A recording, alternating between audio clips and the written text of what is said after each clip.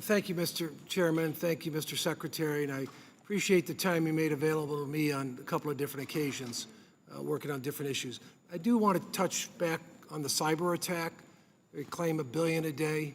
How much of that falls kind of what created that scenario? Is it more industry, government, or what happened that we're in that situation? Because we're talking about a lot of people being put in the street, a lot of industries, businesses that might have to close. It's a big issue, and we need to learn from this to make sure, ideally, it doesn't happen again. Congressman, thanks for the question. Consolidation, if it means efficiency, can be a good thing, but consolidation, if it means you rely too much on one big player, can be very dangerous. United Health, the owner of Optum, the organization, the company that essentially does billing for about a third or a half of the entire healthcare sector, that provides medical data back and forth electronically, when it got attacked through this cyber attack, it went down. And when it went down, it took pretty much all those providers who depend on them to be able to pay their payroll, to do their billing. The result was essentially a crash in the industry. What we have to do is recognize that if one player is going to be so big, they have to have the fail-safe option if something happens to them. Very similar to what happened with the infant formula situation, where a big manufacturer of infant formula went down. All of a sudden, the rest of the manufacturers weren't ready to cover for the loss of that manufacturer's supply.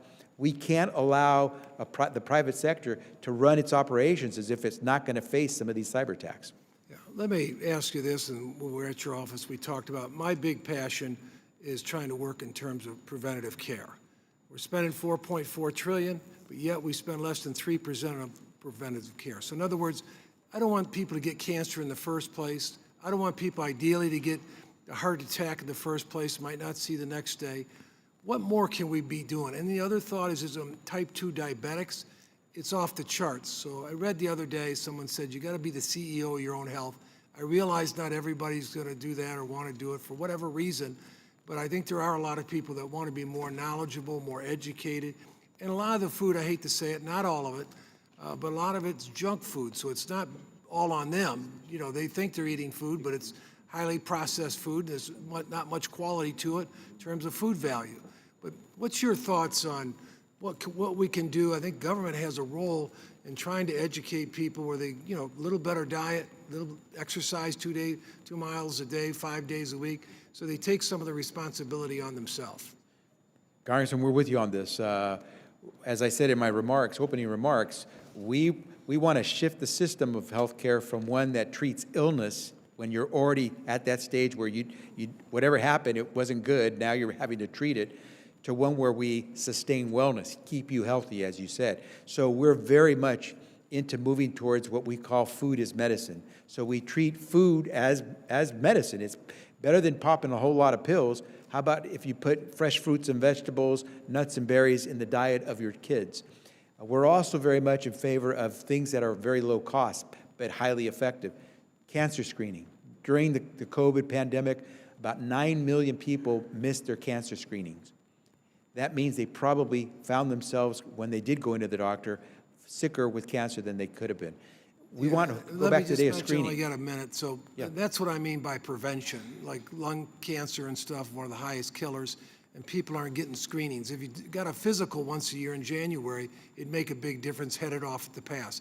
The other thing I just want to talk just quickly on is the whole thing on telehealth.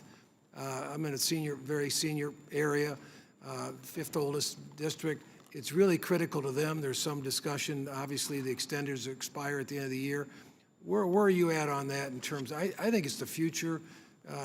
For a lot of these seniors are 80, I see it, 85, a lot of them are in pretty good health, but they might have to drive an hour, 2 hours a day to get where they've got to go, and this would be a lot better for them. And that, maybe not on the initial visit, after a couple of visits. Your thoughts?